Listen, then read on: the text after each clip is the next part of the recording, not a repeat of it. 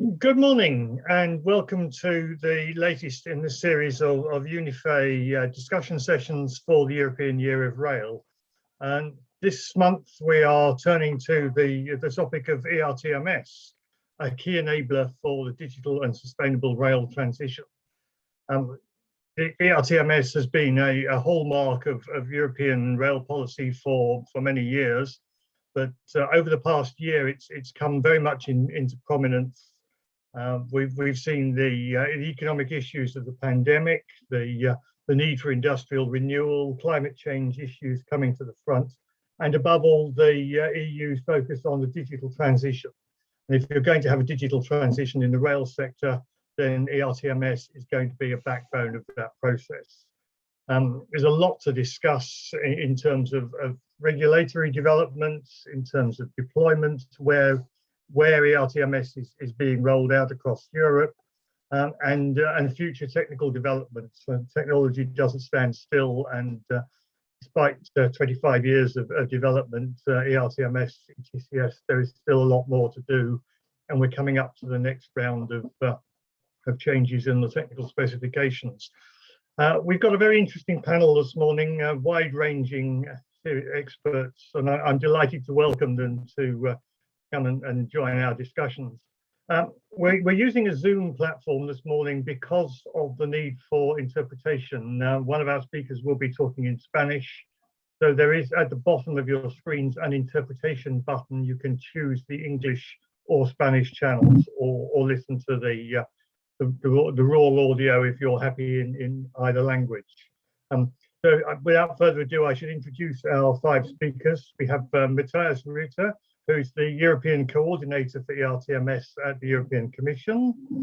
We have Fabio Senesi, the head of the ERTMS National Programme for RFI in Italy, one of the pioneers in ETCS rollout and technical development. Izaskun Bilbao Barakandia, who is the MEP for Renew Europe, who is the rapporteur for the European Parliament on ERTMS, who was responsible for a recent report on progress with the project. Carlo Borghini is the Executive Director of Shift to Rail, and of course leading a lot of research in this area, and paving the way for the Europe's Rail joint undertaking as the next generation of research. And Klaus Mindel, who's recently joined UNIFE as the General Manager of UNISIG, another well-known name in the signalling sector, who's now joined the UNIFE team. So that's our panel this morning. If we turn first, I think, to the regulatory regime, there's been a number of European initiatives launched over the last year or so, putting ERTMS in the heart of European railway policy, which we hope will boost development. So, Mr. Reuter, in your role as the European coordinator, can you say how the European rail traffic management system has come up on the political agenda over the last year? What's the big regulatory progress? Thank you very much, Chris, and good morning, everybody. It's a great pleasure for me to see a lot of friends and colleagues today, and thanks for organizing this webinar in the European Year of Rail. Before we were coming online already talking about the Connecting Europe Express, and I've been spending quite a lot of legs of the journey on that, also discussing ERTMS, and we will be coming Izaskun Bilbao will be coming to Strasbourg in a few days' time at one of the last legs of the trip. Now, in terms of support for ERTMS, it used to be a very lonely business, and I must say I'm a very lucky man, because my predecessor, Carl Wink, had a very big uphill struggle in terms of convincing a lot of member states, a lot of operators to implement ERTMS. But I'm very happy to say that now we are actually only talking about the when and the how no longer of the if. And if I go through the different EU institutions first, thanks again to Isacombe Bilbao, because you have, with your report, I think, managed to mobilize a huge support of the European Parliament also for ERTMS. If I look to the Commission, obviously Commissioner Vălean is highly supportive of ERTMS. But if you look at the general agenda that we have at the moment in terms of climate change, digitalization, and resilience, all these elements actually contribute very much to the future, to the present and future deployment of ERTMS. Regulatory wise, we have with the fourth railway package, and this actually now coming on stream with the strengthening of the European Rail Agency, also in terms of ERTMS, we have a very formidable instrument in our hands. We are in the process now of revising also the TSIs, the technical specifications for interoperability. And, but I'm sure Carlo will say much more about that. We have now the next generation, if I can put it that way, of Shift to Rail, Europe's Rail, where we will be having also a very dedicated look at ERTMS thanks to the systems pillar.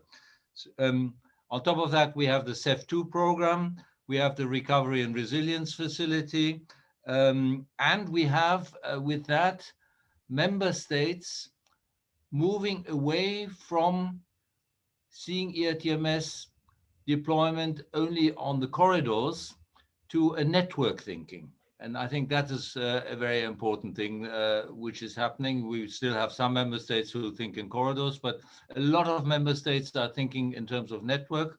And they are thinking also in terms of deploying lighter versions of ERTMS on regional lines, which means that I'm very confident that in future we will not be talking ERTMS equals interoperability, but ERTMS equals the European signaling system.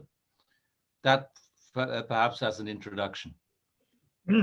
Thank you. Yes, some very very positive developments there. I think yeah, very much moving to network thinking. You produced last year, Mr. Ruta, a work plan about June of last year. Is that still valid or still current, or is there another work plan coming? I'm in the process of preparing together with the colleagues the next work plan. There will be a number of additions in relationship to the old work plan. And to a certain extent, I'm very happy to say that the work plan is already outdated. We have a lot of advances on that. But I was wondering, we were going to discuss deployment, I think, a little bit later. So indeed, yes, okay. I will come back to that a little bit more. Just also not only to not to monopolize the webinar. Yeah, sure. Thank you. Okay, good point. Okay, so maybe I turn now to Mrs. Bilbao. Mr. Ruta mentioned your recent report to the European Parliament. Based on your experience as a rapporteur, what do you see as the priorities for rail in the digital transition at the European level?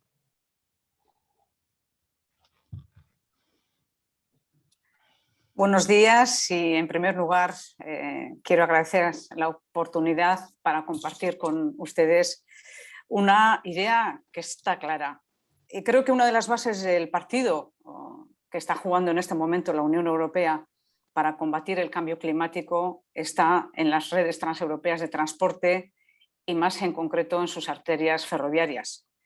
Tampoco es casualidad por ello que el año 2021 sea el año europeo del ferrocarril y el tren es por ahora el modo más eficiente en términos climáticos si comparamos la energía que consume, las emisiones que produce y las toneladas que transporta. Y además es el más rápido también en la reducción de estas emisiones y el que ofrece más potencial para eliminar más rápidamente la saturación que nos cuesta al año el 1% del Producto Interior Bruto Europeo. Un dato que yo creo que olvidamos con frecuencia.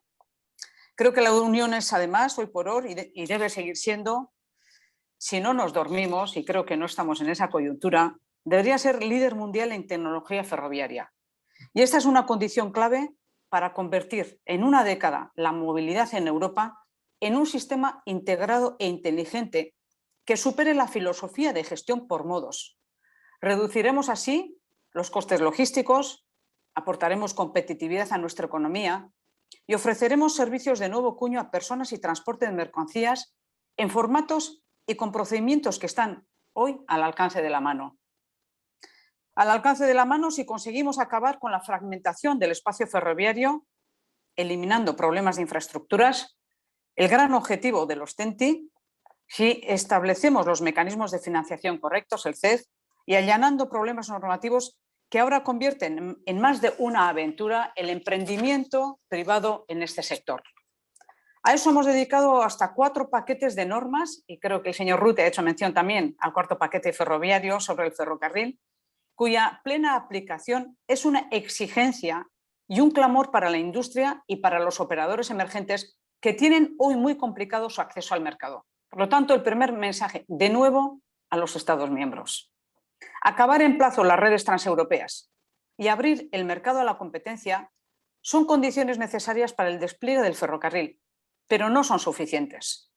Hace falta además desplegar al menos en toda la red principal el sistema ERTMS de control y gestión del tráfico ferroviario, especialmente para avanzar en la seguridad, en la capacidad de las infraestructuras y las posibilidades de intermodalidad. Este es un paso decisivo para garantizar la interoperabilidad entre los sistemas ferroviarios nacionales y va a permitir aumentar la velocidad de los trenes, optimizar el uso de las infraestructuras, incrementando su capacidad hasta en un 30% y abaratar los costes de adquisición y mantenimiento de los sistemas de señalización. Según la metodología de seguimiento climático de la Unión, el despliegue del ERTMS representa una contribución del 40% a los objetivos climáticos y ambientales y conecta además con el apoyo al proceso general de digitalización de la economía comunitaria. Por ello, las inversiones relacionadas con este proceso deben de ser una de las prioridades de los planes estatales de recuperación y resiliencia. En el informe que aprobamos en julio, con una amplia mayoría en este Parlamento Europeo, abogamos por una estrategia europea para acelerar la sustitución de los sistemas nacionales por un sistema europeo. Pedimos que los planes nacionales de ejecución del despliegue se ajusten a objetivos vinculantes a nivel de la Unión. Queremos que no se aprueben excepciones a las nuevas instalaciones de ERTMS en los vehículos nuevos y racionalizar los procedimientos de autorización. Vamos a tratar de limitar duplicidades mediante un registro transparente de prototipos que cuenten con financiación y planteamos un modelo común de licitación pública para mejorar la contratación para trabajos relacionados con este despliegue. Igualmente, reivindicamos una propuesta legislativa que establezca una estrategia industrial para el ERTMS. Las partes implicadas la consideran imprescindible para incrementar nuestra capacidad, disponer de un presupuesto estable y predecible y apoyar la formación de personal cualificado y la proliferación de talleres de readaptación. Para aprobar este informe trabajamos con todos los operadores implicados y hemos tratado de combinar el rigor técnico a que obliga el tema con la inteligencia emocional que necesita la situación para poder mejorar. El despliegue del ERTMS lleva retraso, sí, pero es mejor compartir la visión, expectativas, propuestas y también los sentimientos de todos los agentes implicados y prevenir el efecto paralizador que los miedos y recelos ocasionan en los empeños colectivos que fustigarnos una vez más. El despliegue del ERTMS es un empeño colectivo y necesita mucho más que un intercambio de reproches. Integración de las acciones, conocimiento y emoción. Con estos ingredientes hemos fijado una posición desde el Parlamento Europeo que debe influir y animar a los Estados miembros a la ejecución de todas las medidas, a cumplir sus compromisos, porque sin ERTMS será imposible alcanzar los objetivos asumidos por todos. Duplicar el tráfico ferroviario de alta velocidad de aquí al 2030 y de mercancías hasta el 2050 nos obliga a ser firmes en el cumplimiento de esos objetivos. Estos son los objetivos también del Pacto Verde que propone para el ferrocarril para poder avanzar hacia un sistema integrado y sostenible de movilidad de la Unión. Los 2.700 millones inyectados desde Bruselas en los últimos 7 años para animar a los Estados miembros a implantar con decisión este estándar técnico no ha alcanzado ni para que al menos un tercio de la red principal de los TEN-T tenga desplegada esta tecnología. Recuperar el tiempo perdido exige multiplicar por 10 el esfuerzo inversor. Por eso reivindicamos que los fondos Next Generation apoyen este proceso que está perfectamente encajado en los objetivos climáticos y en los de digitalización que animan el proceso de recuperación y resiliencia en que estamos empeñados para mucho más que superar la pandemia. Ese es el objetivo y el camino para poder conseguir que el sistema ERTMS esté desplegado en 2030 en toda la red básica y en el año 2040 en la red global. Estos son los objetivos ambiciosos, pero espero que podamos seguir trabajando juntos. Gracias. Thank you very much. A very strong, positive message there. It's ERTMS, not just a technical enabler, but an enabler of competition in the rail market, of growth and of prosperity. And it's good to get such a strong political backing there, I think, for the industry generally. Just a reminder, I forgot to say at the beginning that this session, all of the viewers are able to submit questions to the panel. We're going to go through the 3 main themes, but we will have a session at the end where we have some questions and answers for the audience. And there's a Q&A button at the bottom of your screen where you're welcome to submit questions as we go along. And I think that people will have a lot of questions about how we translate Mrs. Bilbao's vision into reality. But I think that's a very good overview of the trends and the position in the regulatory context. And Mrs. Bilbao finished up there by saying now it's time to press ahead with deployment, which moves us very nicely on to our next section. As Rita said, we're now coming on to look at the current state of deployment and the whole question of funding and where we go next. And the next point question I have back to Mr. Russo again and your work plan. So where do we actually stand in terms of deployment in the single European railway area? Well, Chris, thank you very much. And as I was already saying, the good news is my work plan, which I came forward with about a year ago, is already outdated. So that's the good news. If I can just give you a few facts and figures in terms of where we stand. My work plan concentrates in terms of deployment, not only on the track side, but also looks at the onboard deployment, because I think you have to see both together. But if we first of all concentrate on the track side deployment, the work plan concentrates very much on core network corridors. And we have a European deployment plan, legal instrument, in which member states committed themselves in terms of deployment. And they committed themselves to deploy something like 15,700 kilometers of ETCS by 2023. I'm happy to say that of these, some 6,700 are already deployed and operating. Some 7,000 are under construction, but we still have some 12% missing in terms of 2023. Now the European deployment plan also gives some leeway in terms of prolonging it, but we're lacking some 12% in terms of the core network corridors. By 2030, all the core network corridors need to be deployed, the core network in general terms, and so we have something like 57,000 kilometers which need to be deployed. And I'm tracking at the moment what is happening in terms of contracting. And but to be very frank with you, I know about something like 18,000 kilometers, but there's still a lot missing. But I've also looked at the planning in the perspective of 2040. and looking at budgets and looking at framework contracts, I'm actually quite amazed to see that in terms of planning, we have something like 80,000 kilometers of ETCS. This includes also Norway, UK, Switzerland, in Europe, being planned by 2040. We've been reading this across to the the comprehensive Trans-European network, and we are only missing something like 20,000. If you look at all the exceptions which are possible, we're only missing something like 20,000 kilometers to have a full deployment by 2040 on the comprehensive network, the Trans-European network. And that actually leads me to think that it would be good to reflect whether we advance the deadline that we have of 2050 in the Trans-European networks at the moment to 2040 in terms of making sure that we actually get an ETCS system in Europe where you can actually run with one single system in a locomotive through large parts of the European Union. So this is obviously helped very much by the Recovery and Resilience Facility.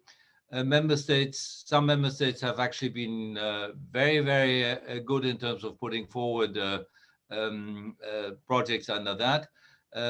My last count, and this was not the full evaluation of the Recovery and Resilience funds deployed nationally, is that something like 50,000 billion euros was being earmarked for rail.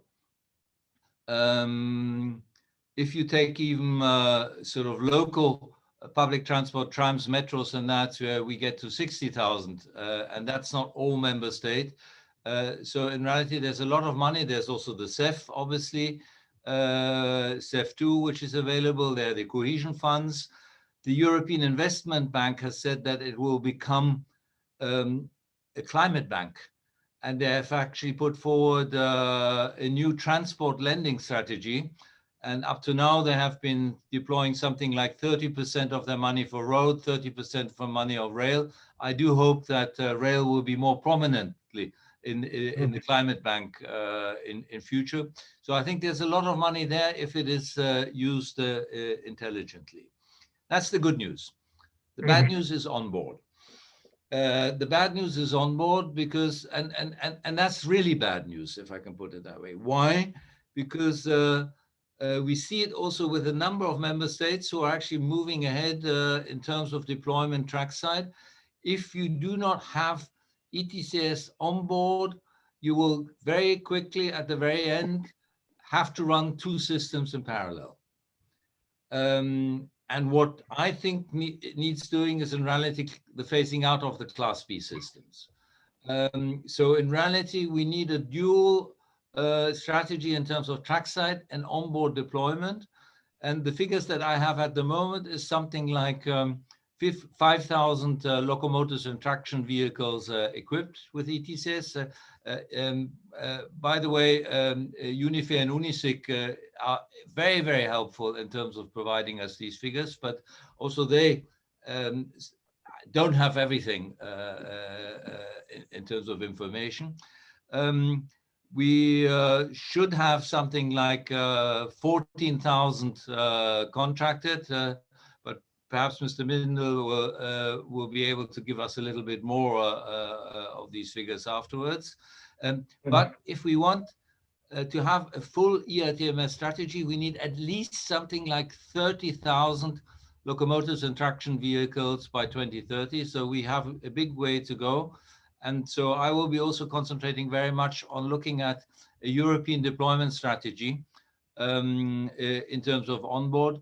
If you look at that again, it should be a mixture of stick and carrots.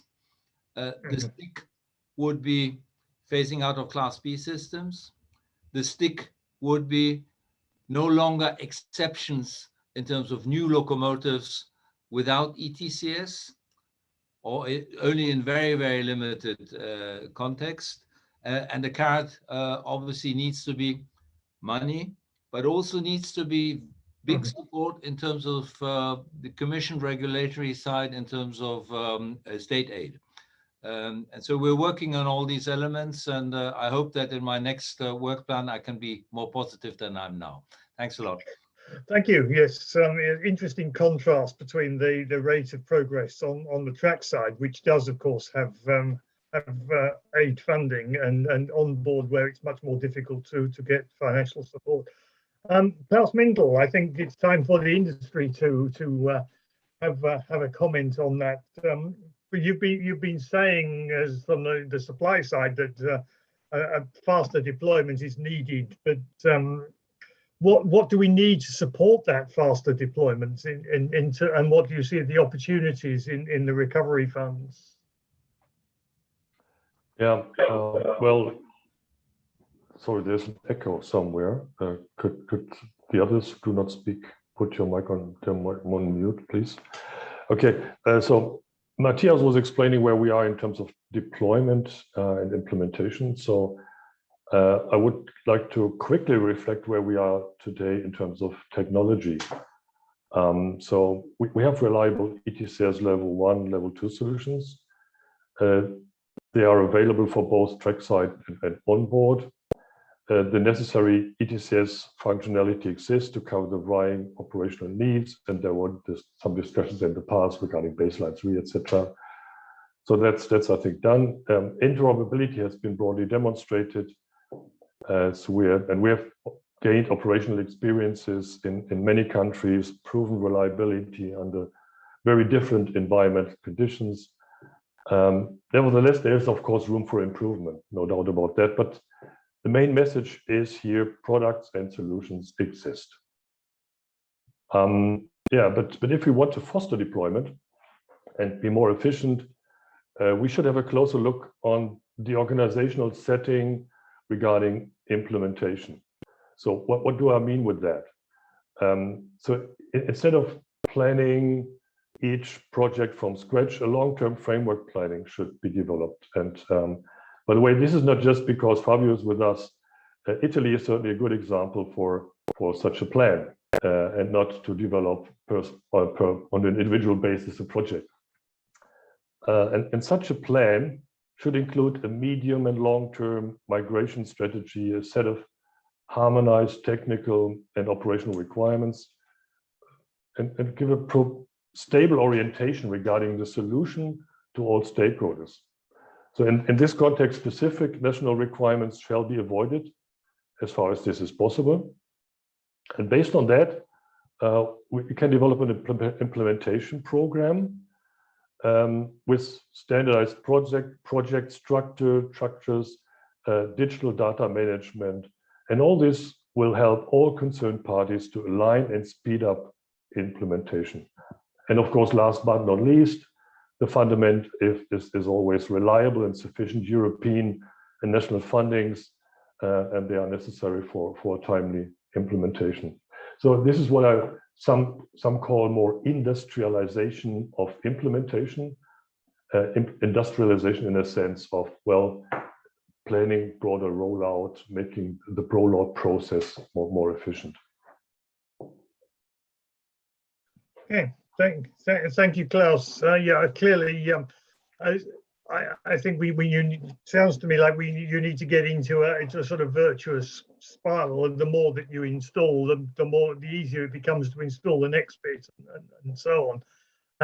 You've paid tribute to what's happening in Italy, and I think it's time we should hear from Fabio Senesi exactly what's happening in Italy, and in particular, why have you using the National Recovery Plan to invest heavily in ETCS?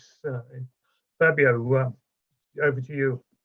Yes, thank you. As you know, Italy is using ERTMS since 2005 on high-speed lines, and we continue to invest in high-speed lines. Last 4 years, we start the Breakthrough program, so installing ERTMS overlapping the existing system, Class B system. And we found an extreme difficulty to double certification, double use of two systems in parallel. So the strategy, technological strategy that we started 20 years ago with a full GSMR program in all the network, using a class B like SCMT, that is a pre-fitted ERTMS, and starting the digital revolution on the station using digital interlocking. All these previous strategies in 3 years ago in Pietrarsa near Naples, the idea to launch an acceleration of ERTMS on the track and on the train, with the double forecast of decommissioning the class B, using the digital interlocking.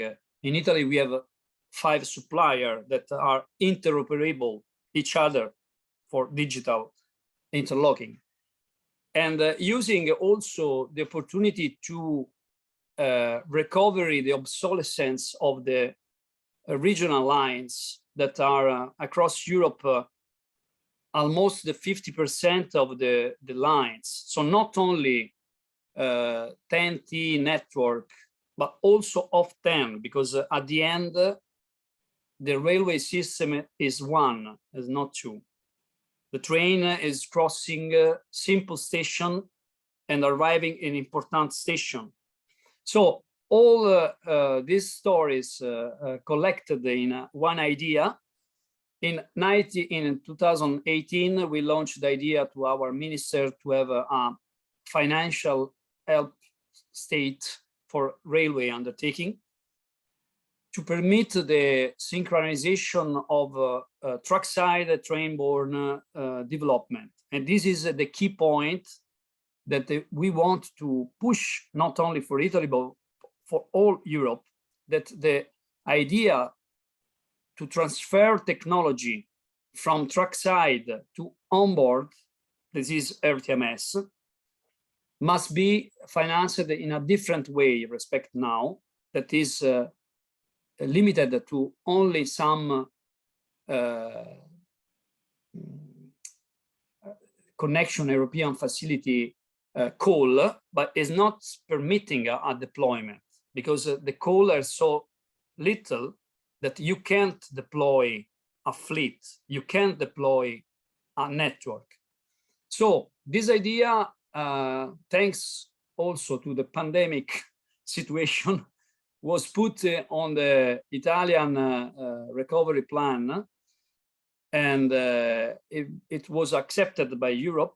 And now the first 3,500 kilometers of new lines, that at that lines we have to add also the breakthrough program and the high-speed lines. So at the end, the new 3,400 kilometers of ERTMS is funded by recovery plan, the Next Generation EU.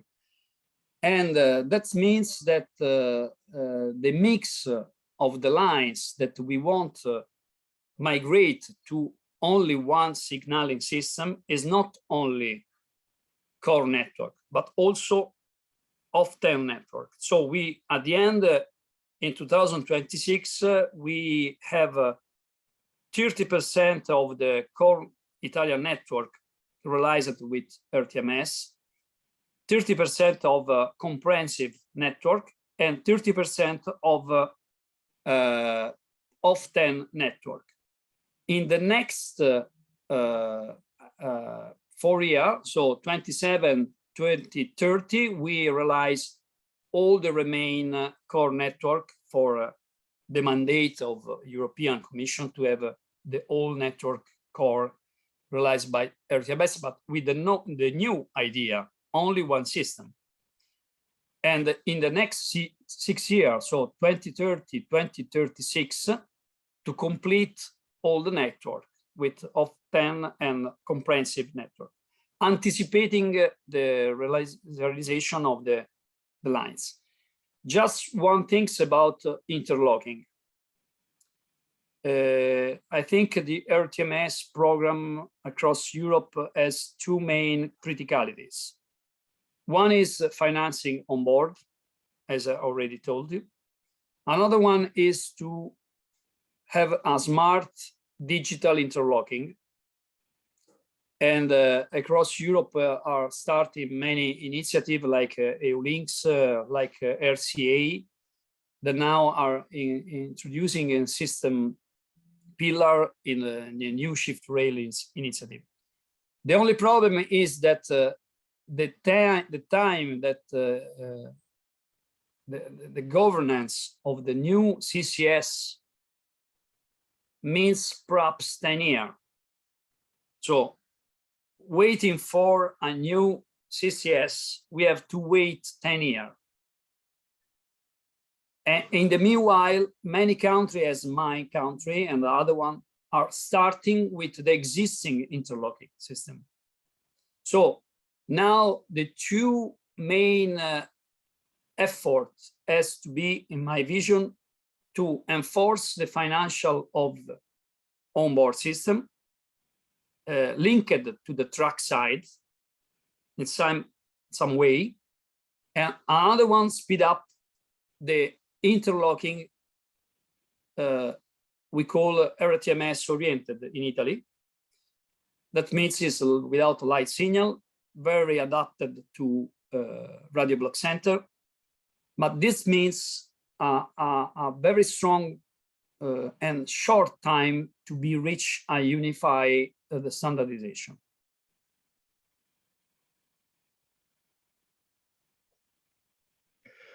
Thank you, Fabio. There's some very, very ambitious targets there, but the idea of bundling on 10 and off 10 routes together obviously gives you that critical mass to convert whole areas at the same time. I think a lesson there for other people, perhaps. I have one more question in this session before we move on, which is related to the Connecting Europe facility.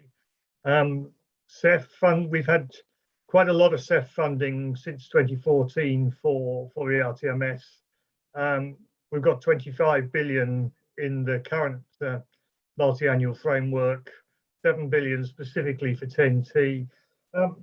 Can I just throw a general question to all the speakers? What experience have we had in terms of funding from CEF? What are the good practices and lessons that we've learned in the first budget period that need to be rolled forward for funding in the future? Mr. Ritter. You want me to go first? Yeah, and then the others can criticize me. Let me put it that way. If we look at CEF 1 and look at the money that was earmarked for ERTMS, the biggest lesson I've learned from that was that the money wasn't spent. Actually, member states had to give it back. Why? Because in reality, the projects were very much constructed as integrated projects, as integrated trackside projects.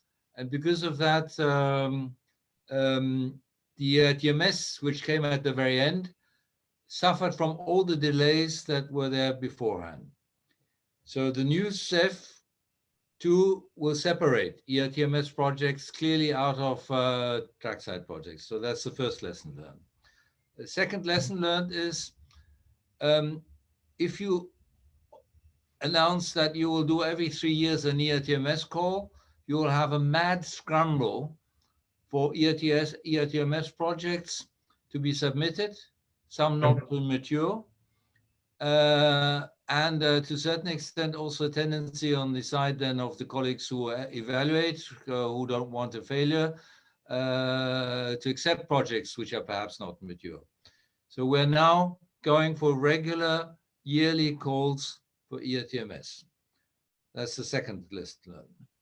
Third lesson learned is it was an extremely bureaucratic process in terms of having to submit just a lot of forms and a lot of detail in terms of getting refunds.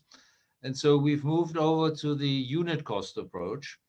We did it first in terms of the blending facility, but now we have a unit cost approach across the board, which just recently, 2 months ago, actually was revised in order, first of all, to contain different unit costs for cohesion countries, and also then different unit costs for one of the things which is the most difficult, which are the nodes, which very often are much more costly to construct than ordinary trackside. So there's been a change in that, and I hope that that will help. I think that's in terms of CEF2 funding, the things that we're trying to do. I will be looking much more closely and will be involved much more closely in terms of looking also at the projects submitted. But as Fabio was saying, the money is not sufficient in CEF. So we need money from other sources in order to make this all work. Thank you. Yes. Fabio, do you want to comment on that in terms of your experience with CEF? Yes, the CEF is a good experience, but very, very strictly mandate. You have to respect GPS coordinate, very, very hard to maintain all the financial and scheduling time. This problem is amplified when you are doing overlapping, because, for example, my agency, National Safety Agency, when I put ERTMS, asked me to certify the Class B existing. So it's like if I spend €1 for ERTMS, I spend €2 for certify the existing system, and that is not the efficient way to do it. And that's why we have to change strategy like we want to do. Otherwise, the CEF is a good is a spot program. It's not a deployment program. Yeah. And there is not any help to the country that wants to do a country program. So I mean, if you want to do just a one line, you are very lucky to catch the call. You do the line, but you don't do it the network, okay, or a very important lines internally, and otherwise you don't have money for the train. So I have the trackside money, but I have to maintain two systems. So for me, it became a technical and financial exercise. It's not a business exercise. It's a technical, and that's what's happened. I have to tell you, we opened to the lines Domodossola-Novara lines 3 years ago with the double system. There are any ERTMS train running there. We opened this year the Milano-Chiasso, and all the operators sent to me, okay, existing the Class B, okay, we run again with the Class B. So the situation is you have a mess of problem to do a double system, to respect the financial INEA program. At the end, no one use the new technology, because you have two systems, so you continue to use the previous one. There is not any incentive to do it. Indeed. So we're back to what Matteo, as we just said at the beginning. We need the sticks as well. We need to phase out the Class Bs in order to encourage that transition to live operation. And I think, yeah, absolutely. There's something now. I'm expecting we'll get some questions in the from the audience about that as in the feed when we move on. But we move now to our third topic, which is future development. As I said at the beginning, ERTMS does not stand still.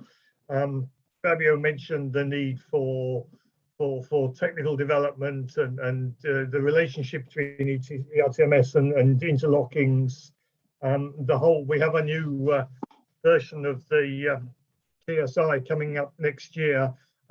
So research and development is a key. We haven't yet brought in Carlo Borghini. So Carlo, where do we stand with building on what we've learned with the ERTMS to feed into command control signaling and the future generation, both through shift to rail and through Urdu? Thank you. Good morning, Chris. Thank you very much for having Shift to Rail here in this discussion today. I listened with attention to the discussion before because let's say when you do research innovation, you need to have a baseline. And if you don't have a baseline, where you put your research innovation effectively?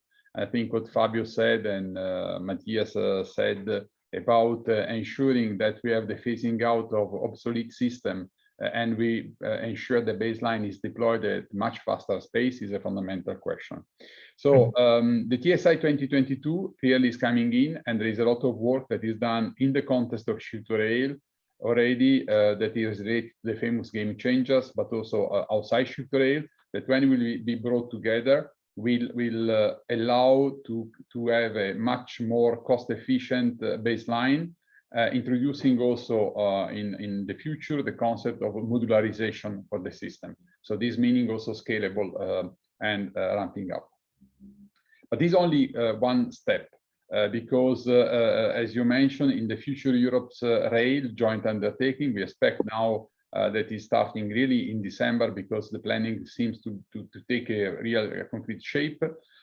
We have not only the activity that are designed in the system pillar to define the rail system of the future, starting with what is being called the CCS Plus, but also we have another important element that is the deployment coordination group.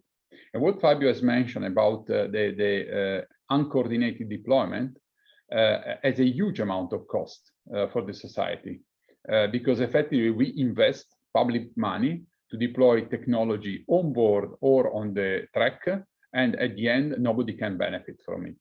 And we have a similar experience in other modes of transport that I shared with Matthias in the past. And we believe that bringing together a coordinated European deployment, I'm sorry, but I really strongly believe we need to have a European coordinated deployment. Otherwise, we never have rail cargo in Europe. It's simple like this. And we will not have international passenger traffic. We will not have cross-border traffic, exactly for the problem mentioned by Fabio before. So if you want to have this, we need to look at a coordinated deployment. And this will require also the accompanying of the necessary funding and financing in order to achieve the European Green Deal. For me, from the pure research point of view, now I go and put my hat as, I will look at the ERTMS as a baseline.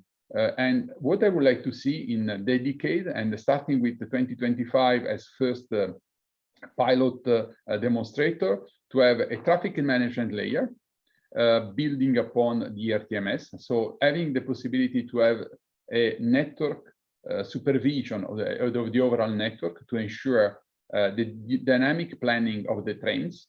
So to move to not a static approach, but a dynamic planning, making use of digitalization automation, building upon development in terms of digital twins and new technology coming from there.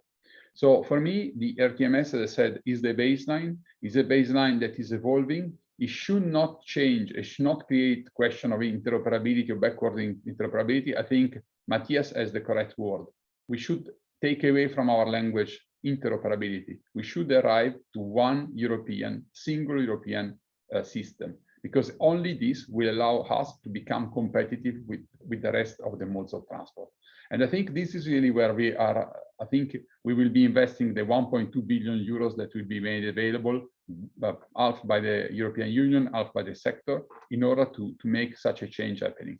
And we have 10 years, honestly speaking. I think that we have the first 5 years to deliver concrete demonstrator and results. I was yesterday in Halle as part of the Connecting Europe Express journey around Europe, I think all of you know.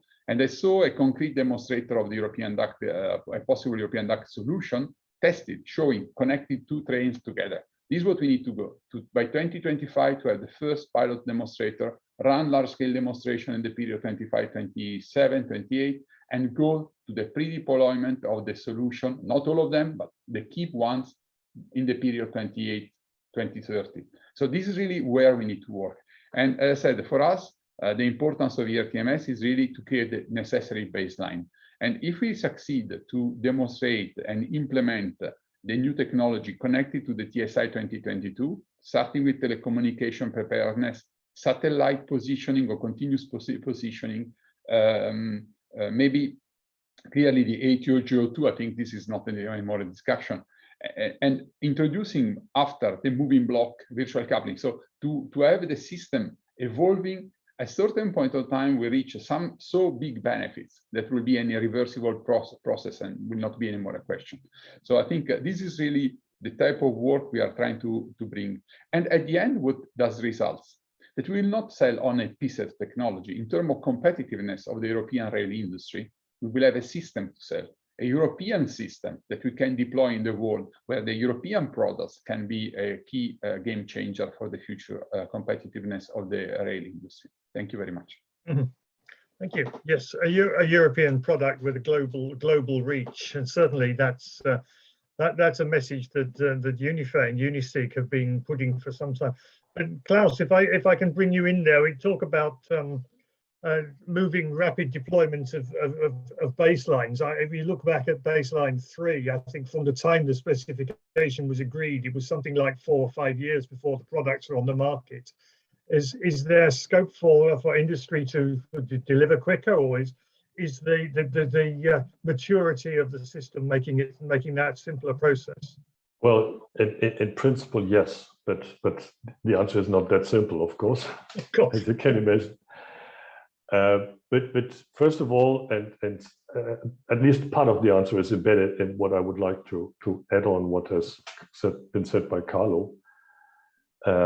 Is there?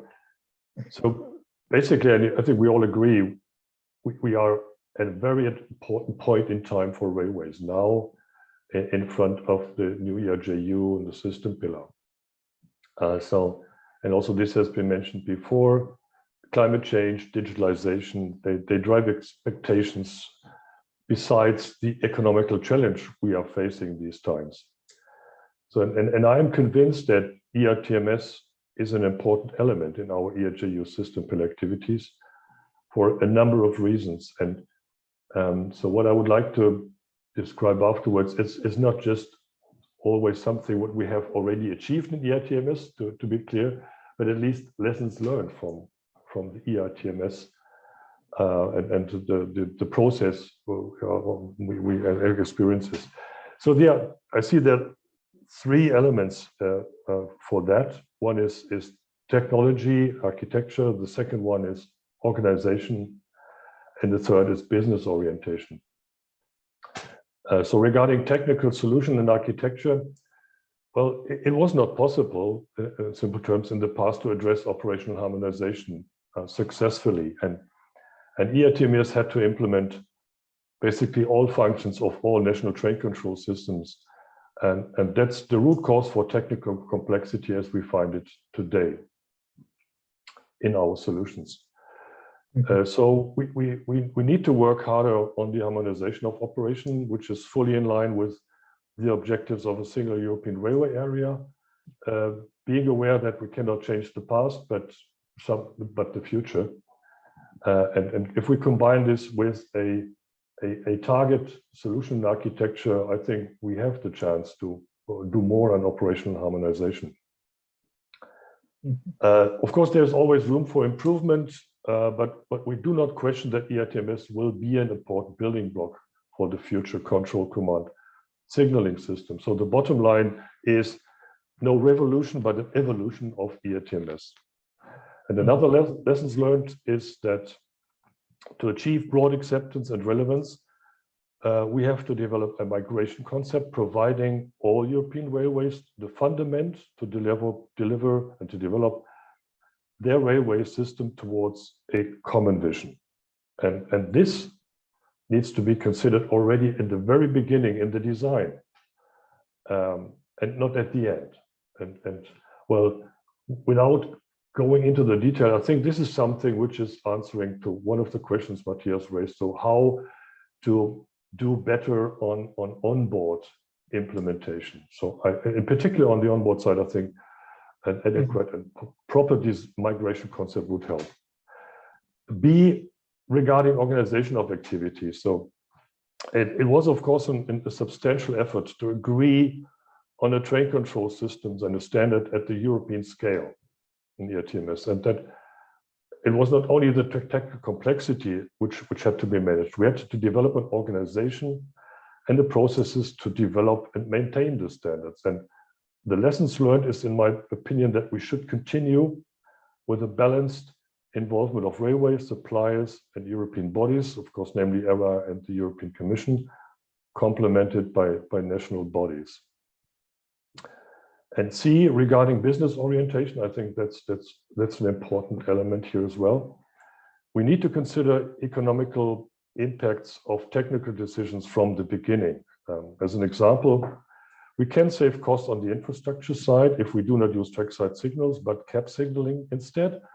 But the infrastructure managers, they save cost, and the cost is then on the investments and then on the operator side.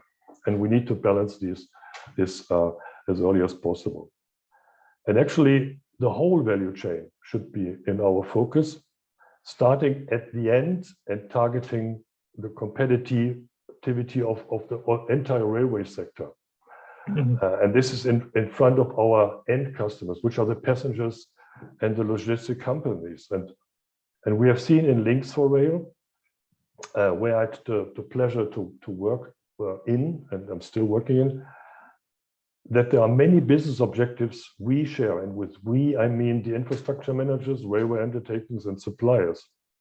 And it's important to estimate early the impact on the business of all the concerned stakeholders. And only if all concerned players in the value chain can accept the business impact, then the solution will be broadly supported and implementation is sustainable. So my conclusion is, well, ERTMS remains an important element of an efficient and performant control, command, and signaling system, and will be a supportive element in the future rail system. Mm-hmm.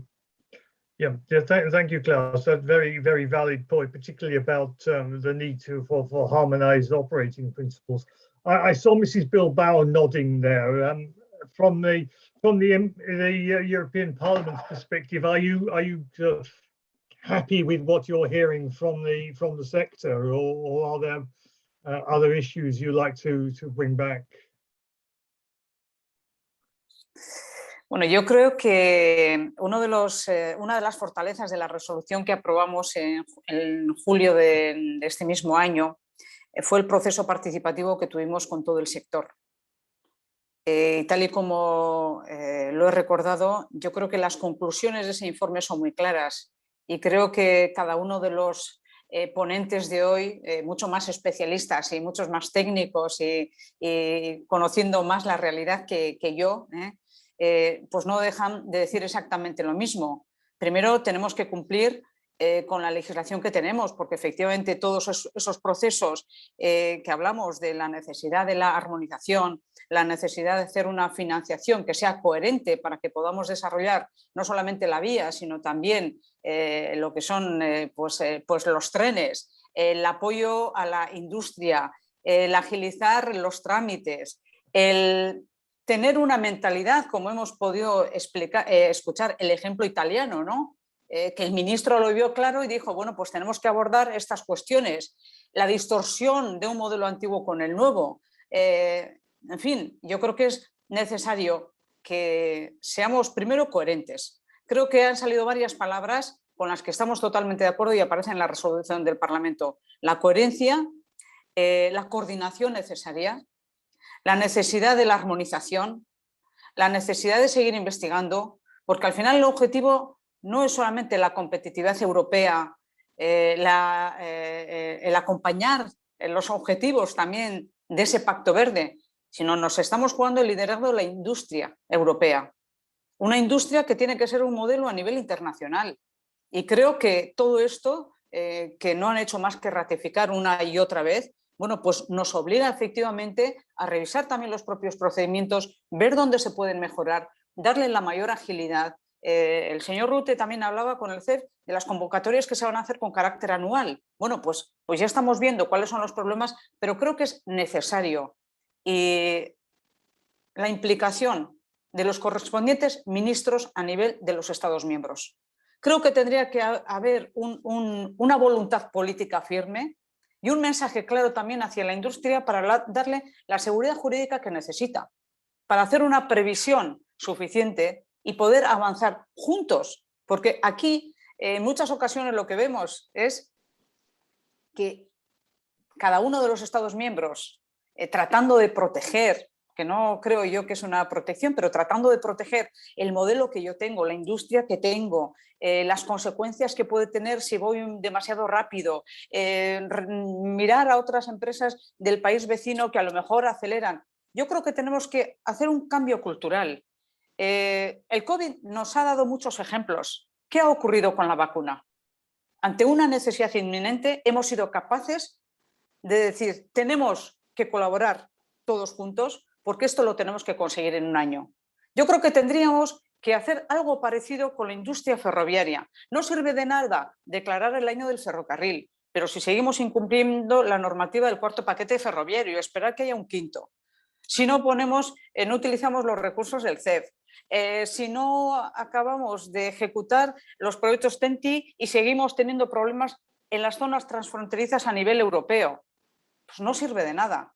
Creo que tenemos que efectivamente decir, esto lo tenemos que conseguir como países europeos en los próximos 5 o 10 años y de esta manera conseguir el liderazgo. Creo que esa cooperación es necesaria y en estos momentos entre nosotros los europeos, no somos nuestros enemigos. Tenemos que competir con un mundo global y tenemos muchas fortalezas y creo que aquí también hay que hacer una gestión que yo mencionaba, emocional, que a veces no está escrito en los textos, pero que es necesario. Okay, thank you very much. Yes, an emotional attachment. I totally support.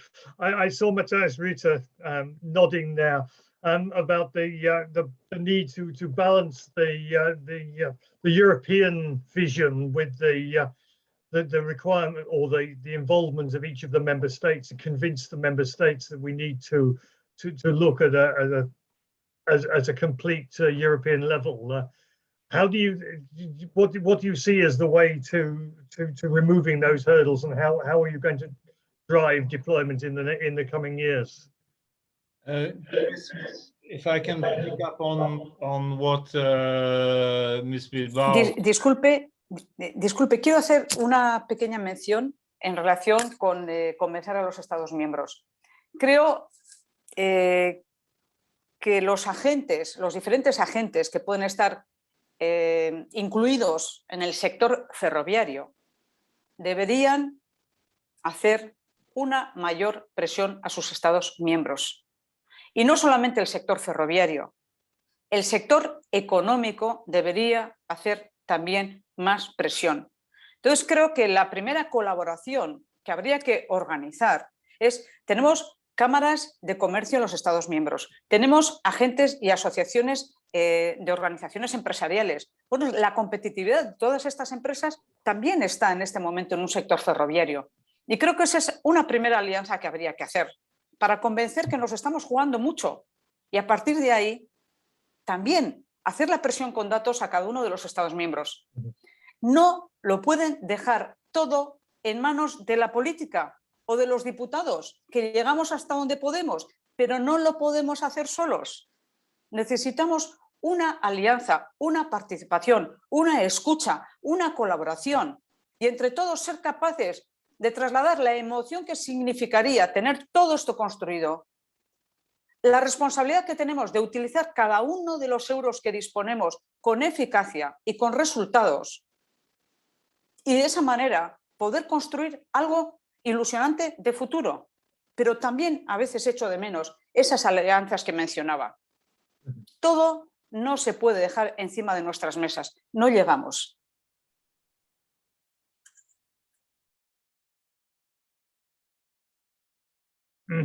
So we need the customers, we need industry, we need the economics across the comment coming from the audience. Absolutely right. So I think that message is welcome. Mr. Ruta, you were going to add to that. If I may, to pick up exactly on what Ms. Bilbao was saying, and this actually goes to the heart of my role as European coordinator for ERTMS. Who is my interlocutor on the level of a member state? I, in reality, have a huge number of interlocutors. And whereas we have, to a certain extent, when you talk about coordinators for the corridors, you have a kind of organization of a corridor forum. I think in future we need to think about, and this is in Ms. Bilbao's report, we need to think about having also a somebody who bundles on the level of a member state, thinking about ERTMS, and then brings all of them together. So I do hope that some of these ideas may be in the future proposition for trans-European networks regulation. Let me just pick up on another point, and that is, a lot of people say rail industry is not very innovative. I think that's wrong. Rail is actually very innovative, but the innovation cycles are long.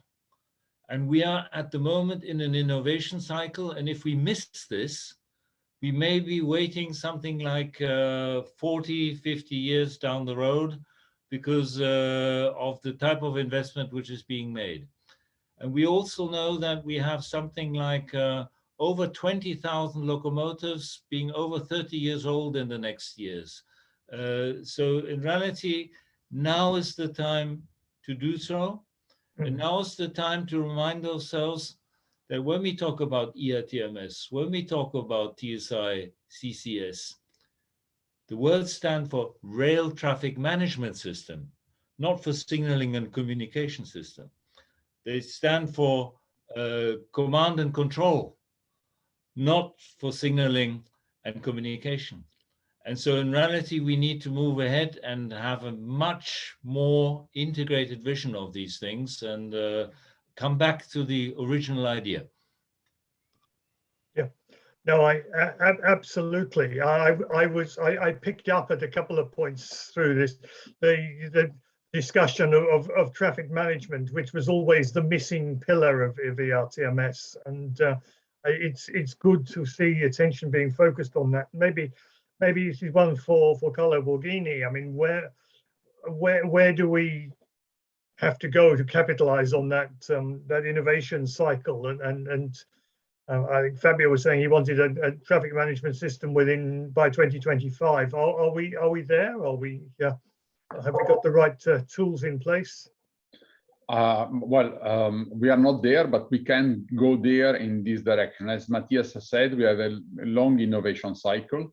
I think in the first Shift to Rail and the Future Europe Sail, we have tried to reduce the innovation cycle, working together and anticipating the different steps and not look at in the sequence. So yes, we need to be there by 2025 with some prototype of a real European traffic management system. This is what we are trying to work. I believe the system pillar, and so the definition of the future evolution as a sector is a key element of this. But also another key element is that today passengers want to use the train system. We should not forget it. So I think whatever we want to do in the future has to be started to deliver today. This is the reason why the ERTMS is a fundamental component already today. And the second one we should not forget is the role of the workforce that we have in the rail system on the two problems of the aging of the workforce, but also the need to reskill them in order to deal with a complete different type of approach that we would like to bring forward in the context of a real traffic management layer.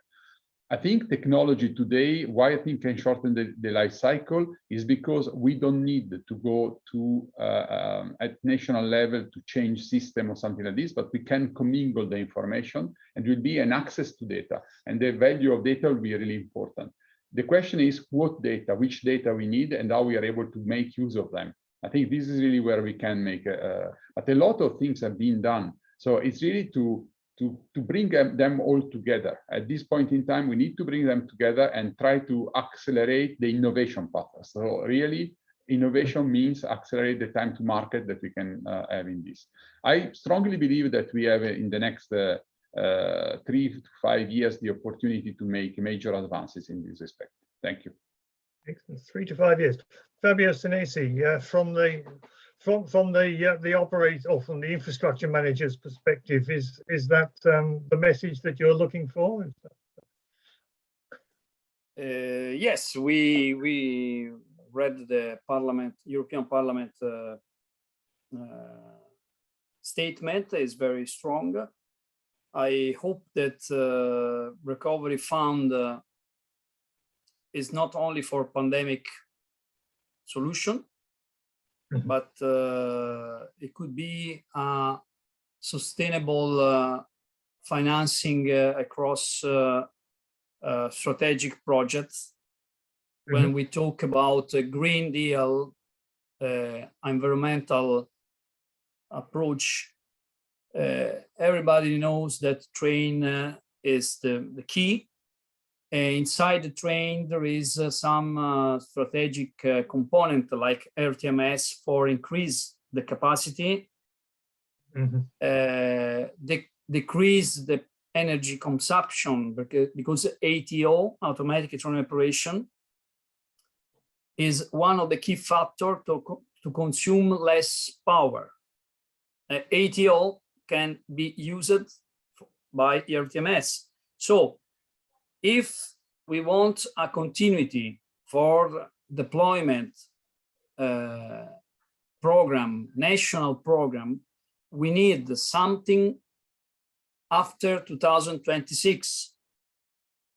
And we have to prepare the next generation resource now, not waiting for something happen in the next 4 years. I suggest this because otherwise the idea can be realized without public resource, and the public resource in this field, I think, is the best investment that Europe can be done. Yep, absolutely. We have to remember the overarching climate change objectives, the need for modal shift, the need for an energy efficient railway. Carlo, you have your hand up. Yeah, because I wanted to complement on something. I am following also what just Fabio said. Well, now also RFE will be one of the future members of the Europe's rail. So the change in the hands of the sector now is we have really a balanced organization. We have 50% of our future members that will be infrastructure manager operators. 50% will be, well, 45 will be the supply industry, small and medium integrators, small and medium companies, and we have a couple of research, important research center. So now, for me, we have 600 million euros of resources, 50% almost more compared to Shift to Rail, excluding the UK participation, and this will be another topic maybe for another occasion.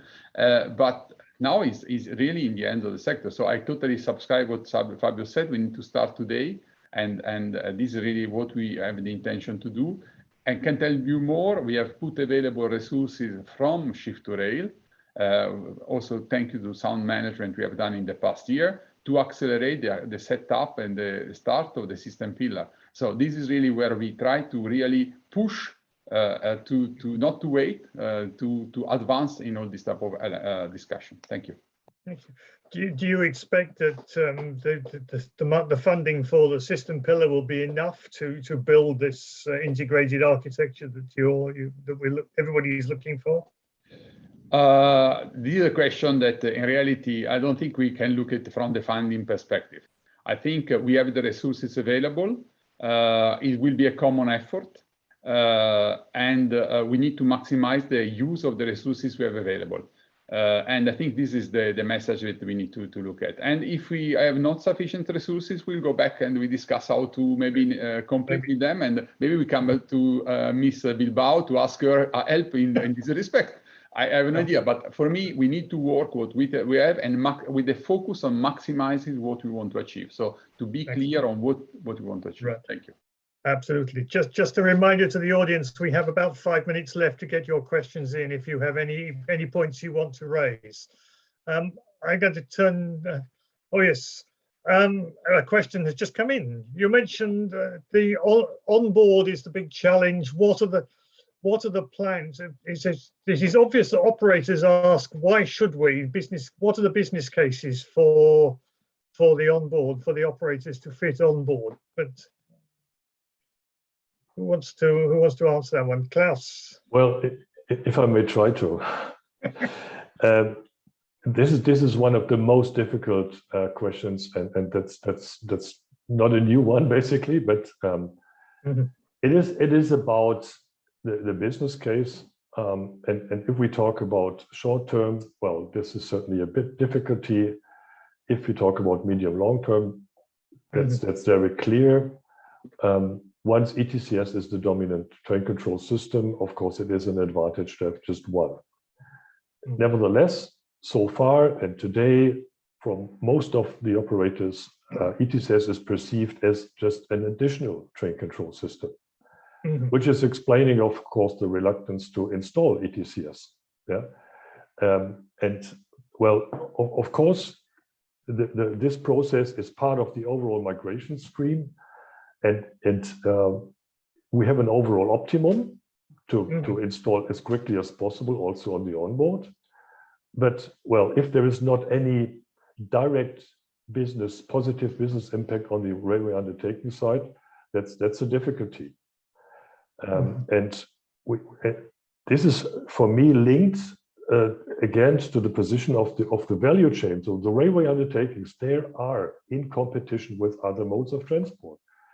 So they are purely cost-driven, and we need to find a balance in terms of business case between the benefits we have overall and the benefits generated for the railway undertakings. And just one example, we could, of course, for example, reduce the track access charges for railway undertakings which have equipped the rolling stock with ETCS, as an example. Of course, this is not a discussion which has been finished. On the technical side, in the architecture we will develop, of course, we need provisions to reduce the implementation cost for ETCS onboard, even on the retrofit side. So for me, this is a measure which is important and which will become even more beneficial once we have the new TSI 2022. So that would be helpful. Nevertheless, more can be done, and I'm very optimistic that the system pillar will have a strong contribution on this question. Yeah, well, just very briefly as a statement on that. Yeah, absolutely. Feedback from our questioner says some use case visualizations might help people to understand the pros and cons. I have to say, retrofitting is a challenge, but my view is that suppliers should basically only supply new rolling stock with ETCS, and if you want a Class B, you pay extra for it. But I don't think the suppliers are quite there yet. Matthias Britta, you're nodding. Well, if I may, just to pick up on what Klaus was saying, I speak about ETCS deserts that we have. because we have deserts which are there, but which are not being used, because in reality, the operators prefer the Class B system. And so I come back to the sticks and carrots approach.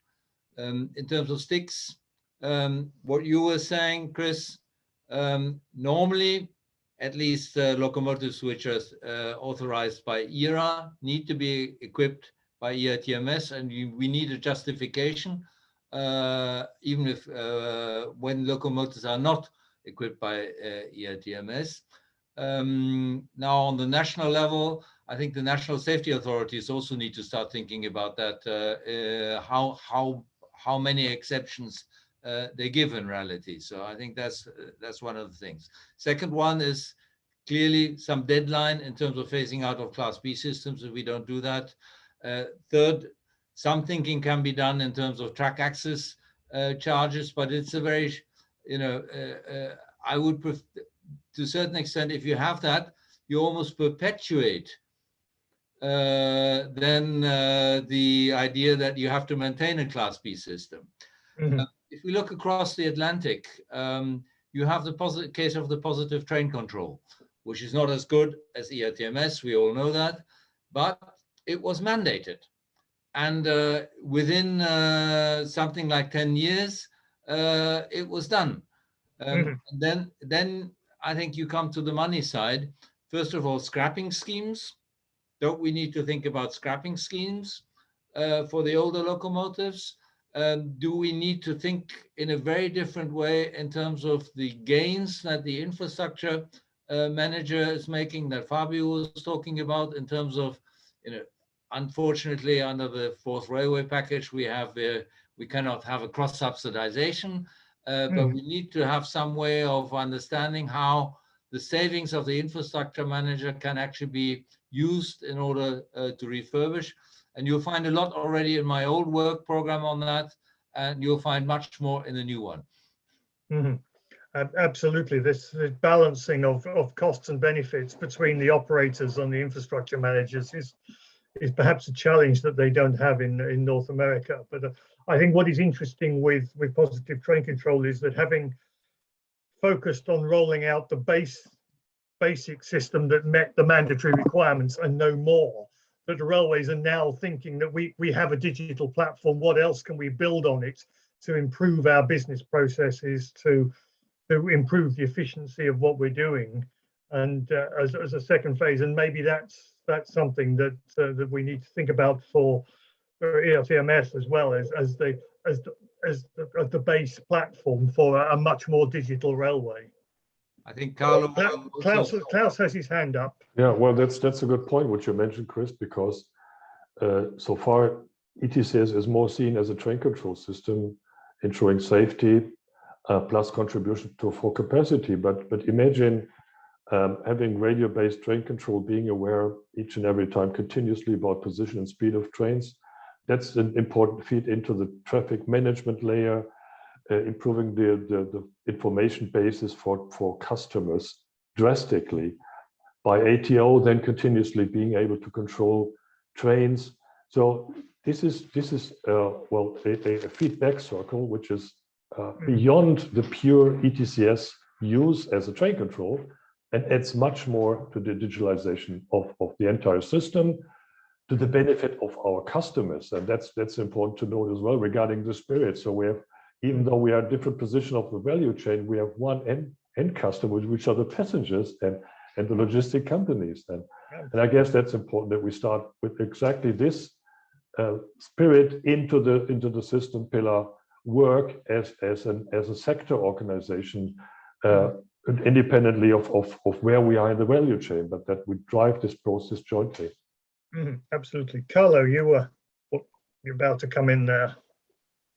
No, thank you. Well, the discussion is the question how the evolution of the system will require a redistribution of the resources between the different actors, is something we need to put on the table.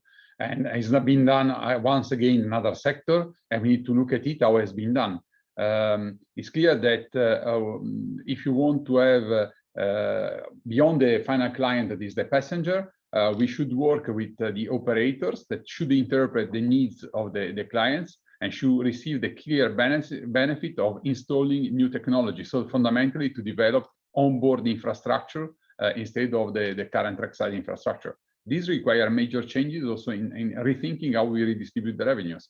And we need to incentivize or to find solution to maximize the return on investment for those that are the first movers on the contract. Absolutely, yes, and very much the comment that that automation requires much closer integration between track and onboard as well, and that's a whole nother debate. I think we can get into. But the time is ticking on, and I think I now need to hand the floor to Philippe Citroën, our host from UNIFE, who is going to wrap up for us. Philippe. Thank you very much, Chris, and thank you for your moderation. I just want to say a few words just to thank all the participants to this roundtable. I would like first to thank Mrs. Bilbao. As a member of the Parliament, we know how supportive she is for the rail sector. I would like to congratulate her for the quality of her report, which, as she said, was voted with a very important majority. I would like also to thank all the others participants, Mr. Rutte, Mr. Borghini, Mr. Senisi, and Klaus Binder. After today's discussion, it's clear that all in all, ERTMS is a priority for the rail community, as it continues to prove the positive business case for investing and deploying this technology, this interoperable technology all over Europe and across the world. We didn't say, but for our members, the export of the ERTMS technology is extremely important all over the world, and it's been a big success. And as recalled by many of you today, a harmonized and coordinated deployment of ERTMS in Europe is required, as been mentioned by Matthias, because it will accelerate the achievement of the European deployment plan targets, and it will be a precondition to moving the system forward. I would like also to say that the European Rail Joint Undertaking, which has been built by Carlo Borghini, I would like to thank you for all these important efforts, but now we are getting close to the final approval of this important joint undertaking.